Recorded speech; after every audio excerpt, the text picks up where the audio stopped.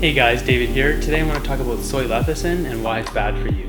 Soy lecithin is a highly processed product. Raw soybeans are mixed with a chemical solvent, usually hexane, to extract the soybean oil. The soybean oil is then mixed with water to separate the lecithin and the soy oil. The lecithin is then dehydrated, dried, and then bleached with hydrogen peroxide. Soy lecithin is a highly processed product that's used primarily as an emulsifier, which allows oil and water to mix, which they normally don't do.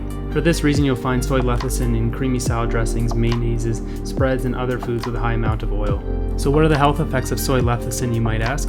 So first off, since soy lecithin is such a highly processed product, it no longer has the protection of antioxidants, which makes it highly prone to oxidation. Lipid peroxidized products like soy lecithin are carcinogenic, which basically is something that causes cancer. They're thrombogenic, which is something that causes abnormal blood clots. They're atherogenic, which is something that causes atherosclerosis. They suppress the immune system, and peroxidized fats are mutagnic, which causes damage to your DNA. Soy lecithin has a negative effect on the development of brain cells. Developmental psychobiology has come to this conclusion based on studies with rats. Another thing to consider is most soy in the United States is genetically modified, and there is a plethora of negative health effects from eating foods that are genetically modified.